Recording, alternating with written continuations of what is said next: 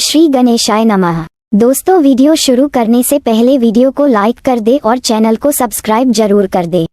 Story name is Ishqbar Session 2 and this story is begin from chapter 219 and guys don't forget to share your reviews and put on your earphones before starting the video for better experience। तो चलिए शुरू करते हैं।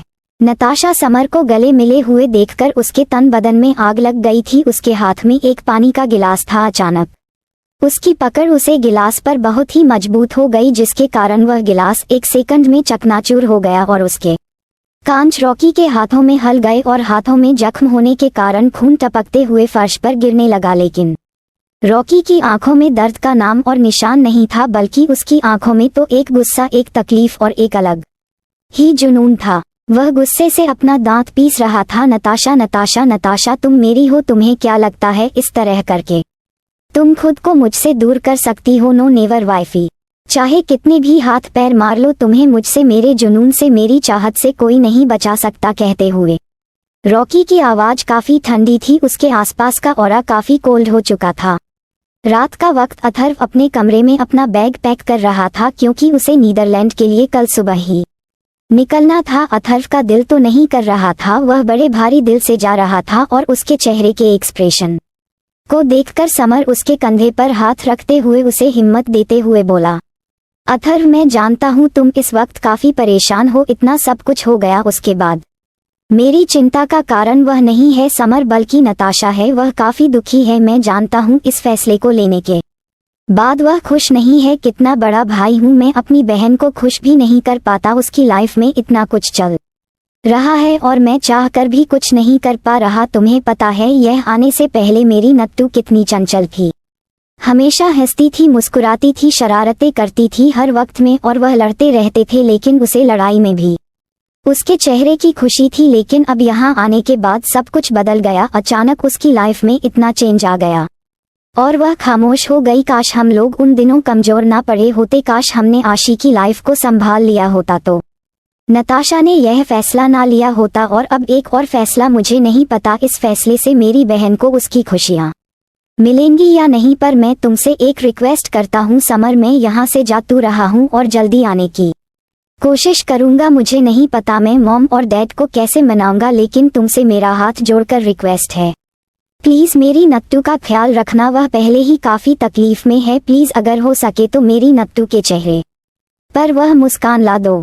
कहते हुए अथर्व ने summer के आगे हाथ जोड़ लिया, जो देखकर समझना। जल्दी से अथर्व के दोनों हाथों को पकड़कर उसे नीचे करते हुए कहा, अथर्व, तुम ये कैसी बातें कर रहे हो? तुम मुझे शर्मिंदा कर रहे। नताशा सिर्फ तुम्हारी बहन नहीं, मेरी बहुत अच्छी दोस्त है। आखिर उसके साथ मेरा भी तो कुछ रिश्ता है और मुझे नहीं लगता लाइफ में दोस्ती से बढ़कर भी कोई रिश्ता हो सकता है। प्लीज तुम ऐसा करके मुझे नीचा मत दिखाओ। तुम बेफिक्र होकर जाओ, तुम्हारे पीछे नताशा मेरी जिम्मेदारी है। मैं तुमसे वादा करता हूँ उसके चेहरे की मुस्कान लाने की पूरी कोशिश करूंगा, और देखना तुम जब वापस आओगे तुम्हें तुम्हारी नताशा मुस्कुराते हुए मिलेगी। I promise.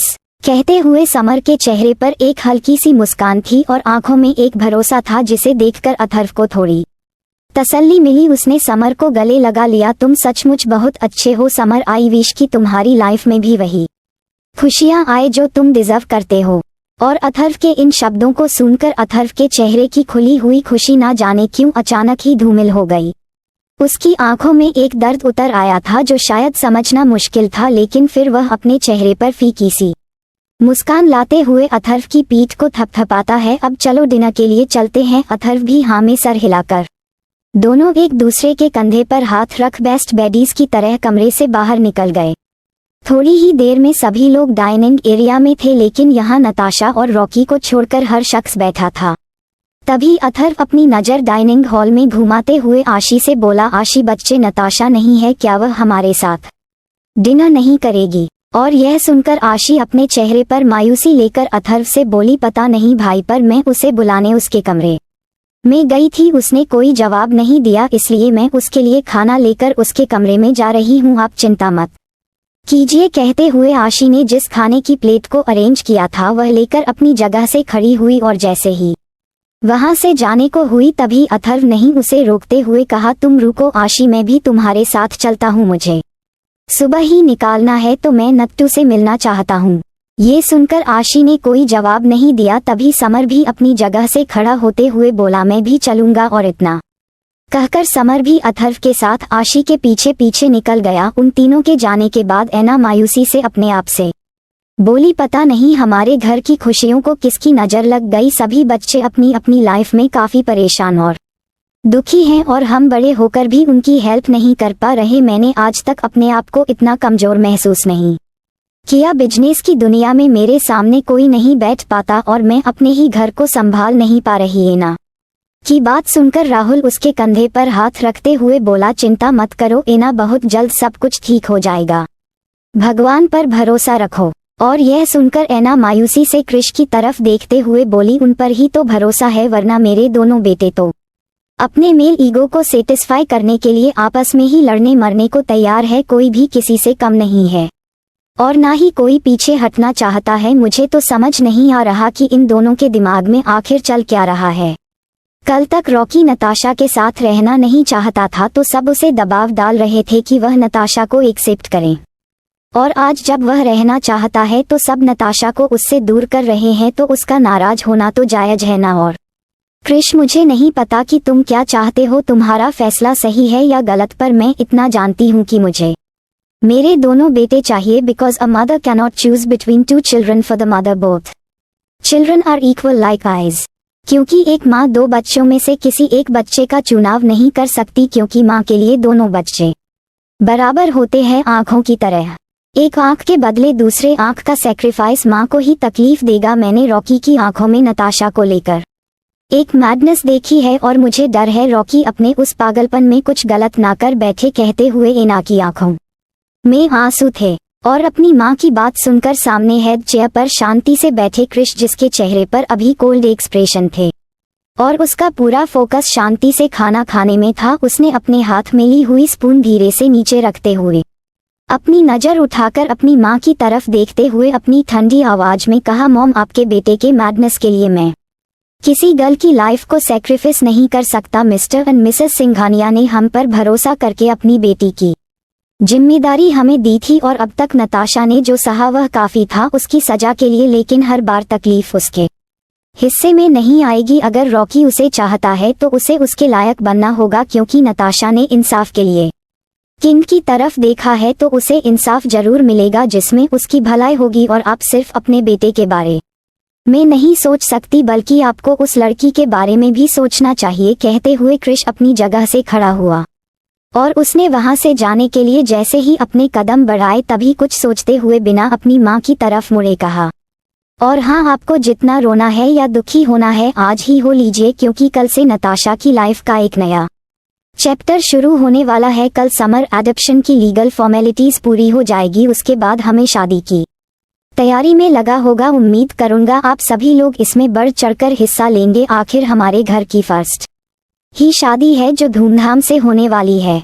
कहते हुए क्रिश अपने चेहरे पर कोल्ड ऑरा लिए वहां से निकल गया और हाल में बैठे बाकी सभी लोग, नीक, गौरी, याना, राका, सभी इस तरह शांति से बैठे थे जैसे वह लोग यहाँ है ही नहीं, क्योंकि सबको पता था कि किंग के सामने बोलने का कोई भी फायदा नहीं। लेकिन क्रिश की बात सुनकर ऐना की आंखों में आंसू थे। राहुल उसे सांत्वना देने लगा। वहीं दूसरी तरफ ऊपर कॉरिडोर में खड़ा रॉकी, जो शायद यहाँ एक झलक नताशा को देखने आया था, क्रिश की बातें कानों में जाते ही उसके चेहरे की एक्सप्रेशन काफी डार्क हो गए। उसके हाथों और माथे की नसें उभर आई थी। उसने अपने हाथों की मुठ्ठियां कस ली थी और दांत पीसते हुए अपने आप से बोला, तुम्हारा ये सपना सपना ही रह जाएगा क्रिश, तुम देखना, मैं नताशा को जीतकर तुम्हें हार का स्वाद चखाकर रहूंगा। तुमने कहा था आशी तुम्हारी वाइफ है और मैं उससे दूर रहूं क्योंकि उस पर तुम्हारा हक है, तो अब वक्त आ गया है कि तुम भी समझ लो कि नताशा मेरी वाइफ है और उस पर सिर्फ और सिर्फ मेरा हक है। मैं भी देखता हूँ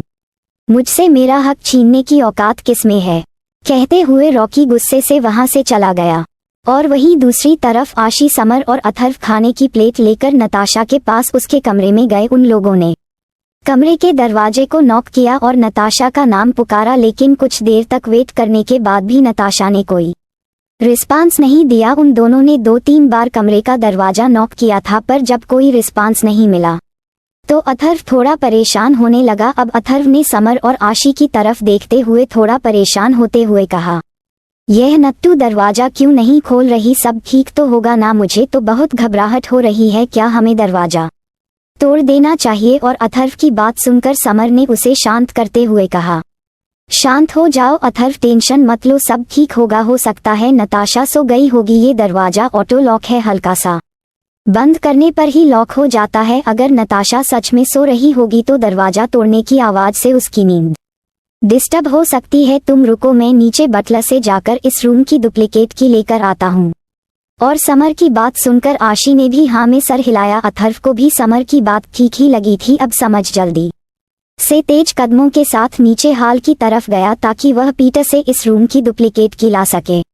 लेकिन तभी आशी को कुछ ख्याल आया और उसने खाने की प्लेट अथर्व को देते हुए कहा, भाई 1 मिनट आप ये पकड़िए। समझने खाने की प्लेट ली। अब आशी अपने बालों से हेयर क्लिप निकालकर उस दरवाजे को खोलने की कोशिश करने लगी। ये देखकर अथर्व थोड़ा कंफ्यूज होते हुए बोला, आशी तुम ये क्या कर रही हो? बच्चे, हेयर क्लिप से भला दरवाजा कैसे खुलेगा? थोड़ी देर रुक जाओ, समर चाबी लेकर आता ही होगा। ये सुनकर आशी यूं ही दरवाजा खोलने की कोशिश करते हुए अथर्व से बोली, समर के आने तक का वेट नहीं कर सकते भाई? नताशा इस वक्त काफी इमोशनली वीक है, ऐसी कंडीशन में वह कुछ गलत फैसला भी ले सकती है और हेयर क्लिप से दरवाजा खुल जाता है। मैं बस वही कोशिश कर रही हूँ, इससे पहले भी मैंने बहुत बार लॉक खोले हैं। कहते हुए आशी यूं ही प्रैक्टिस कर ही रही थी और तभी अचानक ही एक झटके की आवाज के साथ उस दरवाजा का लॉक खुल गया। और ये देखकर अथर्व हैरान होते हुए आशी से बोला, अरे वाह आशी, तुमने ये सब कैसे किया? तुम पहले चोरी का काम करती थी क्या? क्योंकि जहाँ तक मुझे याद है क्रिश तो हमें ऐसे लॉक खोलना नहीं सिखाया। और यह सुनकर आशी के चेहरे पर कुछ दर्द आ गया। उसने अपने चेहरे पर फीकी सी मुस्कान लाते हुए कहा, कुछ चीजें इंसान नहीं बल्कि वक्त सिखाता है भाई। खैर आप वह सब छोड़िए और अंदर चलकर देखते हैं नताशा कैसी है। कहते हुए अथर्व और आशी जैसे ही कमरे में दाखिल हुए और उन्होंने बेड की तरफ देखा, नताशा वहां नहीं थी।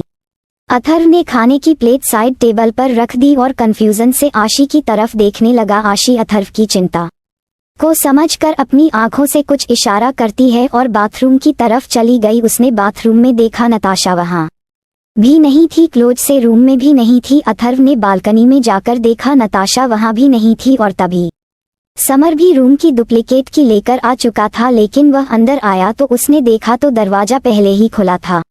अब वह बिना कुछ सोचे समझे कमरे में दाखिल हुआ और जैसे ही यह सवाल पूछने वाला था कि दरवाजा कैसे खुला, कमरे में आशी और अथर्व को परेशान देखकर उसने कंफ्यूज होते हुए पूछा, क्या हुआ? तुम लोग परेशान क्यों लग रहे हो और नताशा कहाँ है?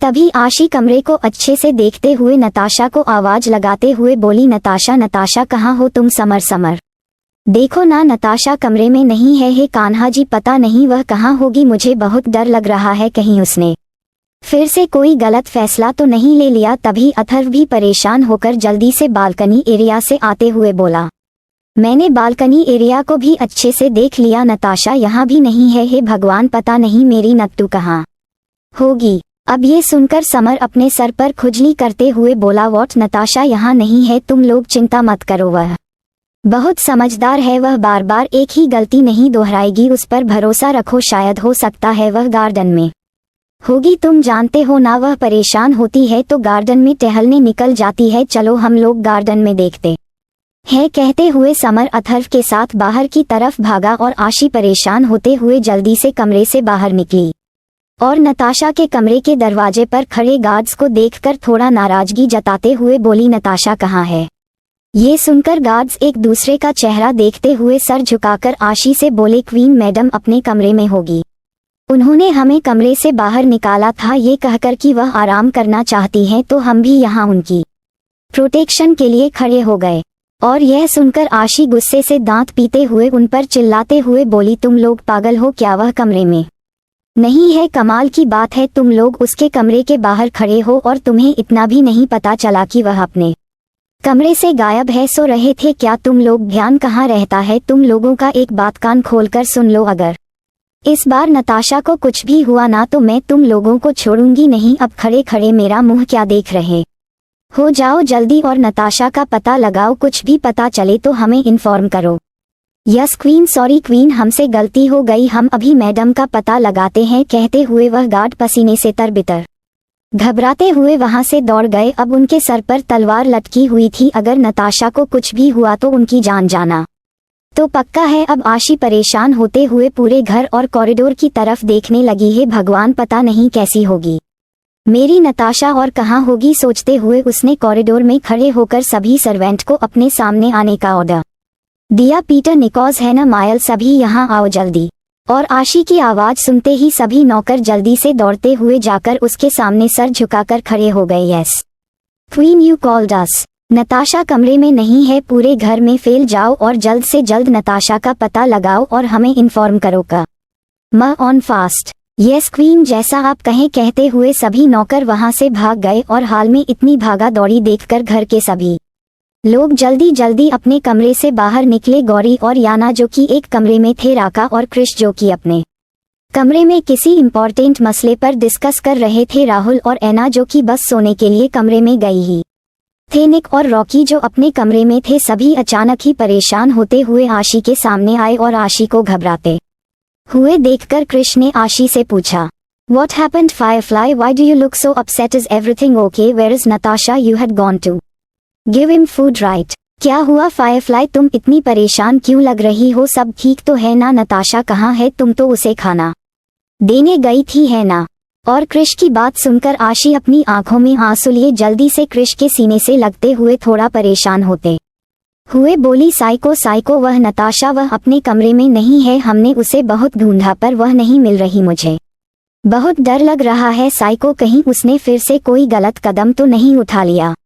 और आशी को इस तरह रोते हुए देखकर क्रिश की आंखें एक बार फिर ठंडी हो गई। उसने आशी को अपने सीने से लगाते हुए उसकी पीठ को सहलाते हुए कठोर वॉइस में कहा, शांत हो जाओ फायरफ्लाई, कुछ नहीं होगा नताशा को, वह जहां भी होगी ठीक होगी, लेकिन तुमसे मैंने कितनी बार कहा है, तुम बात बात पर इस तरह रोया मत करो, मुझे बिल्कुल पसंद नहीं है तुम्हारी आंखों में आंसू, अपने आंसू पूछो वरना मुझसे बुरा कोई नहीं होगा, समझी तुम। और क्रिश की गलती हुई आवाज सुनकर आशु को अपनी गलती का एहसास हुआ, वह जल्दी से अपने कोहनी से अपने आंसू पूछते हुए बच्चों की तरह मुंह फुलाते सुबकने लगी। उसने किसी तरह अपने आंसुओं को कंट्रोल करने की कोशिश करते हुए क्रिश कहा, सॉरी सॉरी साइको, में नहीं रोऊंगी पर प्लीज नताशा को ढूंढो ना, पता नहीं वह कहाँ होगी, कैसी होगी, तुम तो जानते हो ना वह आजकल कितनी अपसेट रहती है, और ऊपर से इतना बड़ा फैसला, मुझे लगता है साइको कहीं, वह टेंशन से कहते हुए आशी की आंखों से एक बार फिर आंसू बहने लगे थे, जो देखकर क्रिश आशी के चेहरे को अपने सीने से निकलकर अपने अंगूठे से उन आंसुओं को थोड़ा बेदर्दी ढंग से पोंछते हुए बोला, मैंने कहा ना उसे कुछ नहीं होगा। If she tries to do anything stupid again, I swear I won't leave him, क्योंकि मेरे पास इतना वक्त नहीं है कि मैं सबके फालतू पागलों वाली हरकतों को संभालता फिरूं, कहते हुए क्रिश ने अपनी नीली नजरों से राका की तरफ देखते हुए कहा, राका यस यस किंग, मैं समझ गया, कहते हुए राका क्रिश की कमांड को समझ चुका था और वह तेज कदमों के साथ वहां से दौड़ा। अब क्रिश आशी की तरफ देखते हुए उसके चेहरे को अपने हाथों से साफ करते हुए कोल्ड वॉइस में बोला, तुम अपने कमरे में जाओ और आराम करो, मैं देखता हूँ। इतना कहते हुए क्रिश भी वहां से निकल गया, लेकिन आशी को अपनी बहन के बिना कहा ही चैन मिलने वाला था। क्रिश के जाने के बाद उसकी आंखों से एक बार फिर आंसू बहने लगे थे। याना और गौरी उसे सहारा देते हुए हिम्मत दे रहे थे, ऐना की आंखों से भी आंसू बहने लगे थे। राहुल से संभल रहा था, लेकिन रॉकी उसकी आंखें एक बार फिर ठंडी हो गई। वह बिना किसी से कुछ कहे तेज कदमों के साथ नताशा को ढूंढने के लिए वहां से भागा। आप सभी लोग गार्डन में सीसीटीवी कैमरे के जरिए और भी न जाने कितनी ही तरीकों से नताशा को ढूंढने की कोशिश कर रहे थे। चारों तरफ लगी हुई लाइट्स को काफी तेज कर दिया गया था, ताकि रात के अंधेरे में भी तेज रोशनी के कारण नताशा को ढूंढने में आसानी हो, क्योंकि यह जंगली इलाका था। सभी को डर था नताशा एक बार फिर पागलपन में आकर जंगल की तरफ ना दौड़ जाए। राका ने वॉकी टॉकी से मैक्स को इन्फॉर्म कर दिया था और सभी गार्ड अलर्ट पर आ गए थे। सभी लोग परेशान होकर नताशा को ढूंढ ही रहे थे। तभी इधर दूसरी तरफ नताशा काली अंधेरे आसमान के नीचे छत पर बैठी हुई थी। इस वक्त ठंडी ठंडी हवाएं चल रही थी, मौसम काफी ठंडा था, आसमान में गिने चुने ही तारे थे। नताशा ने इस वक्त एक ब्लैक पेंट और टॉप पहन रखा था और गले में टर्टल नेक स्वेटर, उसका पूरा कॉस्ट्यूम ऊपर से नीचे तक ब्लैक ही था। खुले बाल, आंखों में आंसू और काजल फैला हुआ था। इस वक्त वह फर्श की तरफ बड़े ही गौर से देख रही थी और फर्श की तरफ देखते हुए उसकी आंखों से लगातार आंसू बह रहे थे। अब नताशा घुटनों के बल बैठकर फर्श पर पड़े हुए कुछ कागज, फोटोग्राफ और वीडियो एल्बम्स को अपने हाथों में लेकर रोते हुए अपने आप से बोली, यह मेरी आखिरी विदाई है। मेरी मोहब्बत को मैंने कभी नहीं सोचा था, जब मुझे जिंदगी इस मोड़ पर लाकर खड़ी कर देगी, जब मुझे सबसे बड़ा दर्द भी तुम ही दोगे। रॉकी, तुमने क्यों नहीं समझा मेरी मोहब्बत को? क्यों तुम मुझे सामान और चीज समझते हो? क्या तुम्हें मेरी सच्ची फीलिंग कभी भी नजर नहीं आई? बस बहुत हो गया अब, और नहीं बहुत सह लिया मैंने, बहुत रोली मैं तुम्हारे लिए, पर अब नहीं कहते हुए नताशा ने लाइटर निकालकर उन सभी फोटोग्राफ और वीडियो एल्बम में आग लगा दी। अब वह अपनी आंखों में आंसू लिए अपनी जगह से खड़ी हुई और दर्द भरे दिल से भरे हुए गले के साथ बोली, काश मैंने तुमसे कभी प्यार ना किया होता, मैं तुम्हें कभी माफ नहीं करूंगी। रॉकी, तुमने सिर्फ मेरे दिल के साथ ही नहीं बल्कि मेरी आत्मा के साथ भी खिलवाड़ किया है, उसे तोड़ा है। ये दर्द अब मुझे और बर्दाश्त नहीं हो रहा है। रॉकी, काश मैं इस आग के साथ खुद को, अपनी फीलिंग को, अपने दिल को भी जलाकर राख कर सकती। क्यों होता है मोहब्बत में इतना दर्द? इंसान ना जी पाता है, ना मार पाता है। असल में ये दिल जिसकी चाहत रखता है वही इस दिल की कद्र नहीं करता। काश मैं समय में वापस जा पाती और खुद को रोक पाती तुमसे प्यार करने से। काश मैं भी तुम्हारी तरह पत्थर दिल बन पाती। कहते हुए नताशा अपनी आंखों में आंसू लिए पास में रखे एक वायलिन को अपने हाथों में लेती है और उसे अपने कंधे पर रखकर रॉकी को याद करते हुए अपनी आंखें बंद कर लेती है। एक बहुत ही दर्द भरा और इमोशनल म्यूजिक बजाती है। इस म्यूजिक के साथ ही वह रॉकी को अपने दिल से निकलने की कोशिश कर रही थी। बचपन से लेकर जवानी तक की हर याद जो भी उसने रॉकी को याद करते हुए दिल ही दिल में उसे अपने दिल में बसाया था। जब जब उसने बिना रॉकी से मिले ही उसे प्यार किया था, उसके प्यार को पाने की चाहत अपने दिल में जागाई थी। इस म्यूजिक को प्ले करते हुए नताशा के दिमाग में हर वह सपना आ रहा था जो उसने रॉकी के साथ देखा था। बर्फ में उसके साथ खेलने का सपना, हाथों में हाथ डालकर घूमने का सपना, प्यार भरे लम्हों को जीने का सपना, शादी का सपना, बच्चों का सपना, हर वह सपना जो एक कपल अपने पार्टनर के साथ देखता है। अब नताशा इन चीजों को धीरे धीरे अपने ख्वाबों से धुआं कर रही थी। वह सचमुच रॉकी को अपने ख्यालों से निकालने की पूरी कोशिश कर रही थी, उसे भुलाने की कोशिश कर रही थी, क्योंकि वह शायद सचमुच उस पर गिव अप कर चुकी थी। नताशा दर्द भरे दिल से इस म्यूजिक को प्ले कर ही रही थी, तभी गार्डन में खड़े लगभग सभी लोगों की नजर ऊपर टेरेस पर जल रहे आग के धुएं और नताशा के वायलिन से प्ले हो रहे हैं म्यूजिक की तरफ गया। सबने सामने देखा तो नताशा बड़ी ही तेजी और गुस्से के साथ उस म्यूजिक को दर्द भरे दिल के साथ प्ले कर रही थी। उसका म्यूजिक किसी को भी इमोशनल करने के लिए काफी था और नताशा को इस तरह देखकर सबकी जान में जान आई, लेकिन उसके चेहरे के इमोशंस को देखकर सबको काफी तकलीफ हो रही थी। अब सभी तेज कदमों के साथ टेरेस की तरफ दौड़े।